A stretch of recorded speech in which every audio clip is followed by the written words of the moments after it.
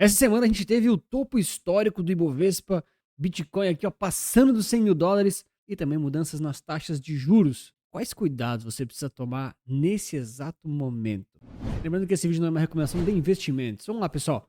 Olha só o gráfico semanal aqui, o mapa de calor, né, o heatmap. Você consegue encontrar aqui no Panorama Resulta Capital de forma gratuita aqui das ações brasileiras, né, pegando aqui um período semanal. Cara, muitas ações aqui no verde, no positivo, no lucro. E isso impulsionou o nosso Ibovespa, olha só, aqui com uma alta de aproximadamente aqui 1% na semana, né? 1% na semana nem é tanto assim, mas quando a gente coloca aqui lá no gráfico diário, por exemplo, a gente percebe que por um determinado momento a gente teve aqui, né, na data de 8 de maio, basicamente aqui, ó, o rompimento do topo histórico. Deu aquela beliscadinha, então certamente um momento de muita alegria para muitos, muita tranquilidade para outros, mas eu quero saber de você, comenta para mim, você está com muitas ações brasileiras na carteira, muito Ibov, ETFs de ações em geral do Brasil, ou você está meio de fora, não aproveitou tanto essa alta? E também me comenta para mim, né? Você acha que isso aqui ainda vai continuar por muito tempo ou a gente está chegando agora num momento de reversão? Além do Ibov, quem chamou muito atenção essa semana também foi o Bitcoin e também todo o mercado cripto. Bitcoin aqui num gráfico, numa janela semanal, perdão, a gente percebe que subiu aqui mais de 6, quase 7%. O ETH subindo 27%. Não tinha visto isso, tá? Algumas coisas eu vejo durante o vídeo, sabiam? XRP6, BNB6 e Solana 14, ou seja, olha só, grande parte do mercado cripto, quando a gente considera o total market cap, e pega todo o mercado cripto em market cap, a gente vê que nessa semana, por exemplo, ele se valorizou aqui 11%. Nossa, 11%. Coisa de 300 bilhões aqui de dólares, né? Nossa, é muita grana injetada em uma única semana. Grande parte desses movimentos, principalmente olhando aqui mais para o Bitcoin e das cripto, um pouco mais relacionados aí à questão das taxas de juros e também um pouco da tranquilidade em relação às tarifas e à guerra, né? Também tem uma correlação com o dinheiro impresso M2, que vem aumentando muito, mas quando a gente para analisar, por exemplo, o S&P, que é a economia real das ações americanas, a gente percebe que ele não despencou, ele ficou de lado. Então, lógico que não sinaliza pura alegria, não sinaliza pura clareza, mas significa muito que a resposta que o Powell deu, o Fed deu, com aquelas novas taxas de juros para o futuro, não assustou tanto assim os investidores. Parece que tem muita coisa entrando de novo na balança, tirando as preocupações deles e acreditando aí que muito daquela crise toda, de todos os problemas, um dia vai vir, mas não tão cedo quanto eles estavam imaginando. Aqui no Brasil, quando a gente olha o IFIX dos fundos imobiliários, a gente também tem uma região, olha só, de muito próximo aqui ao topo, né? Quando a gente pega aqui o momento antigo, o IFIX já chegou, realmente está praticamente lá, né? O topo histórico foi aqui próximo dos 3.425. Ele praticamente bateu ali na semana passada, mas não rompeu ainda, enfim, está muito próximo. Então, o que a gente está vendo aqui de forma um pouco mais sintética, né? A gente tem o Ibov, que são as ações brasileiras, no topo histórico. A gente tem o IFIX, que são os fundos imobiliários brasileiros, praticamente no topo histórico também, né? Não é exatamente, mas está muito próximo. E a gente tem uma das maiores taxas Selic da história, né? 14,75% da história não, mas pelo menos dos últimos aí 19, 20 anos, né? Pode ser assim, com aí a inflação em 5,53 nos últimos 12 meses, que é uma inflação muito acima da meta, né? Anthony, quem que disse a meta? Aqui em cima, tá, pessoal? Eu só leio o que tá aqui em cima. Então a gente tem uma situação um pouco diferente do geral, que é muitas taxas de juros aqui, né? Alta taxa de juros, muitos juros, mas com os mercados nas máximas, tá? Para mim, isso é uma sinalização de muita atenção. Por incrível que pareça, o pessoal não me chama de pessimista aqui no canal. Talvez pessoas pensem parecido comigo, né? Comenta aí se você tem uma mentalidade pelo menos parecida comigo nos investimentos. Mas é um momento que, na minha opinião, é de mais cautela do que de animação. Eu tenho um vídeo completo falando um pouco sobre isso, sobre essa divergência entre altas taxas de juros versus a possibilidade ou os cenários de grande valorização do Ibovespa. Eu vou deixar recomendado no final desse vídeo aqui, tá? Mas em resumo, a gente tem uma situação que, na minha opinião, é de mais cautela, não apenas pelas questões dos juros, tá? Que tá tudo lá explicado. Mas o topo histórico sempre é um momento de atenção e de cuidado. Se você está comprando o topo histórico, cara, você tem que ter uma razão muito boa. Pode ser DCA, pode ser urgência e necessidade para sair de uma operação vendida, mas se você é um investidor de longo prazo e estratégico, você evita muito comprar nos topos históricos. Isso é naturalmente, tá? Por quê? Porque no topo histórico tá praticamente todo mundo ganhando dinheiro. Então, na sua carteira, talvez você não tenha que aportar em Ibovespa, por exemplo, de novo, porque ele já está com uma alocação acima da original. Afinal, ele se valorizou, sei lá, era 10%, por exemplo. Aí o Ibovespa veio aqui, ó, nessa pernada recente, ó lá, 16% de valorização. Cara, talvez esses 10% da sua carteira, que eram Ibovespa, talvez virou alguma coisa como 12 ou 15%, sei lá, não dá para dizer com precisão, porque depende dos outros ativos também, né? Então, além de você ter que tomar cuidado com a questão de não comprar em um lugar onde você pode ter prejuízos e que tá todo mundo ganhando dinheiro, você vai chegar atrasado, você tem que cuidar com essa questão da volatilidade. Lembra, não se trata apenas de ter os ativos que mais sobem. Quando eles sobem, quando eles se valorizam, você tem que tomar uma decisão, você tem que ter clareza no que você vai fazer. Ah, Anthony, eu decidi não fazer nada depois de comprar o Ibovespa e ele se valorizar, ou então eu decidi comprar ainda mais. Muito bem.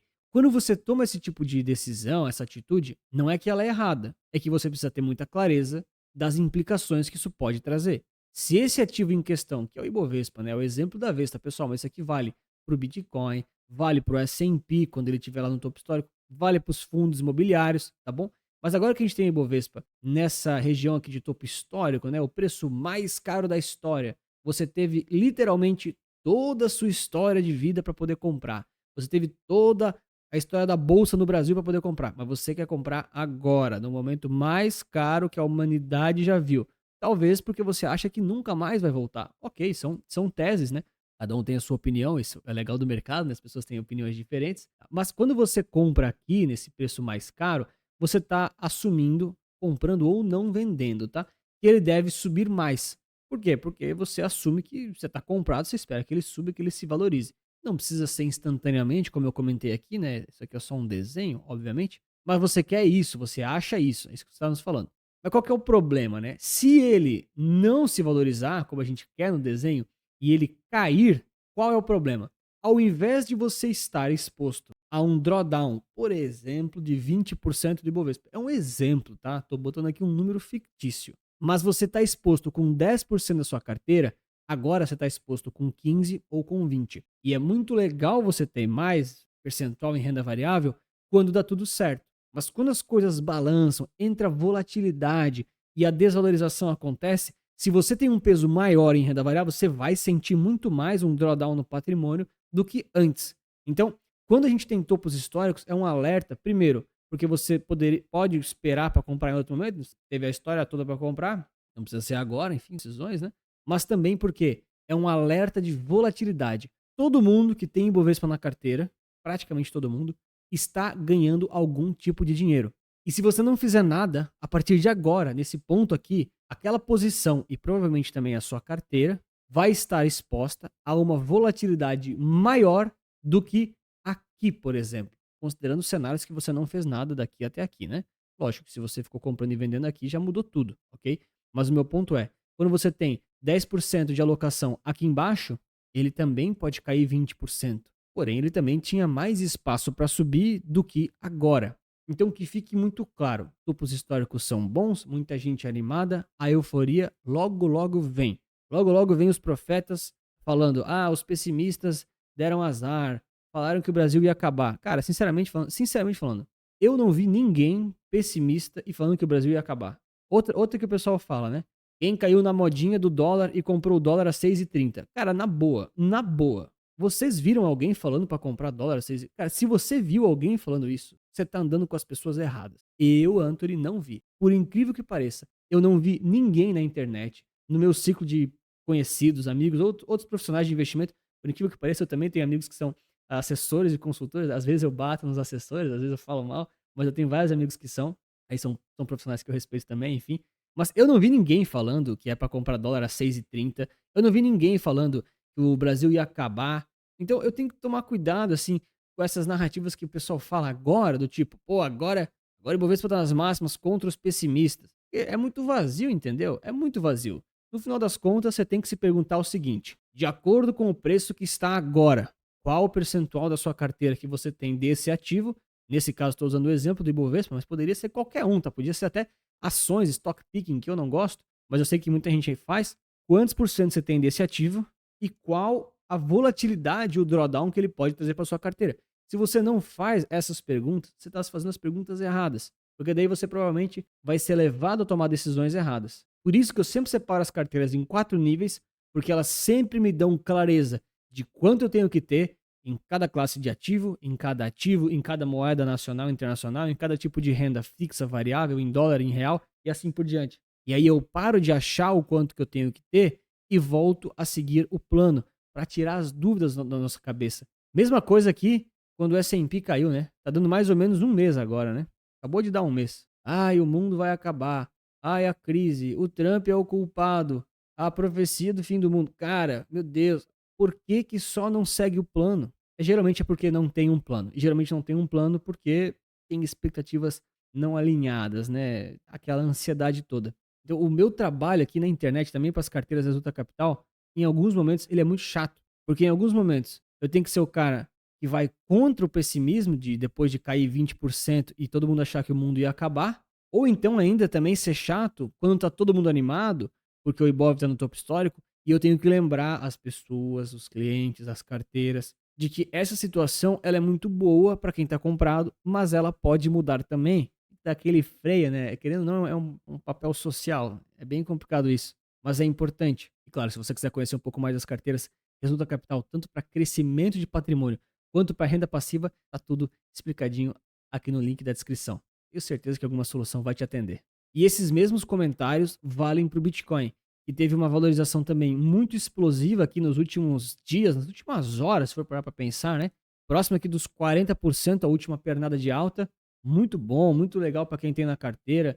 Pessoal, eu tenho criptoativos nas carteiras recomendadas. Eu tenho ações brasileiras na carteira recomendada.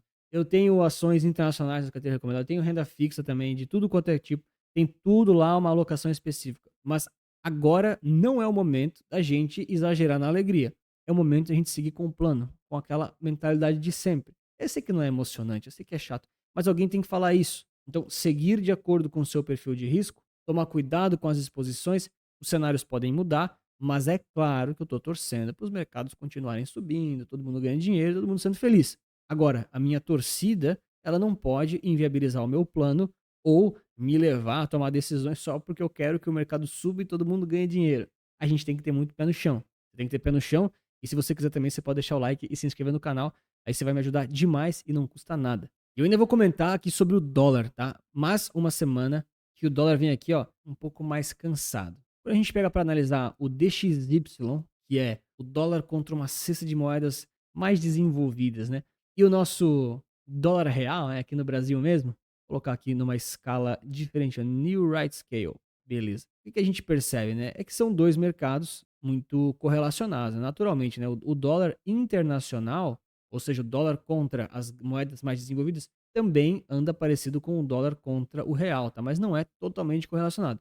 A gente consegue perceber alguns momentos em que contra o real, que é esse gráfico de candles, né? Ele se valoriza muito mais e contra as moedas mais desenvolvidas, olha só, ele chega a ficar até um pouco lateral, né, pegando essa tendência, mas eles ainda assim tendem a fazer topos e fundos em momentos específicos. Nesse exato momento, o que a gente percebe é que vem havendo aqui um certo descolamento entre o dólar e várias economias. Mas de maneira geral, contra o nosso real, ele vem ficando um pouquinho mais fraco e quem sabe a gente pode até sonhar aqui com o dólar na faixa aqui dos 5,40 de novo, né? Já pensou? Interessante, né? Comenta aí pra mim se você acha que o dólar vai para 5,40 ou se por enquanto não.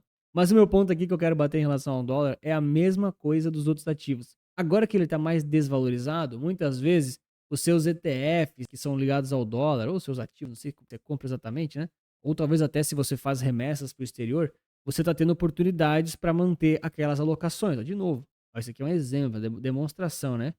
Quando eu separo as carteiras recomendadas, o que eu faço? Eu sempre separo em 4 níveis, né? O nível 4 todo mundo sabe que são os ativos, né? Não tem muito segredo. Mas o nível 1 eu sempre separo em país moeda. Então, qual que é a exposição daquela carteira ao dólar e ao real? De forma que, se o dólar agora está desvalorizando, como ele vem desvalorizando, os ativos em USD, eles teoricamente também desvalorizaram. E isso vai refletir em todas as classes e também vai refletir aqui nos ativos, tá? Então, quando a gente fala, por exemplo, de renda fixa e renda variável, aqui dentro, né, isso aqui é uma demonstração, tá? Eu botei qualquer número. Esses 25% que é US ou 30, de renda variável e fixa provavelmente mudaram, né? Talvez foi aqui para 20, talvez para 27, enfim, exemplo, né? Então é o nosso trabalho aqui manter esse constant mix. Ou então, se você não manter, se você deixar como está e não ajustar, você está dizendo para todo mundo que agora o seu perfil de risco está mudando e você está aceitando outros tipos de volatilidade. Aí você tem que saber medir isso para saber quais riscos você está exposto, né? Tem muita gente que acaba não sabendo o risco que está exposto, mas está exposto ao risco. O risco existe. Se você não vê ele, não quer dizer que ele não existe, tá? Ele existe, às vezes ele é silencioso. Então, muitas vezes aqui são boas oportunidades para você, principalmente para quem consegue aportar todos os meses, focar talvez um pouquinho mais em ativos que estão mais fracos, ou seja, aqueles percentuais estão menores na sua carteira, do que aqueles que os percentuais estão maiores. Por quê? Porque naturalmente você vai estar comprando barato e vendendo caro. Vocês entendem a lógica? Aí eu sei que alguém vai falar assim nos comentários: pô, Anthony, mas se eu tivesse feito isso com o Bitcoin em 2017, você falou que comprou Bitcoin em 2017, comprei. Comprei Bitcoin, não sabia nada do mercado, entrei em pânico e vendi tudo na seguida. Depois comprei de novo, em 2017 ainda. Mas era um valor ridículo, né?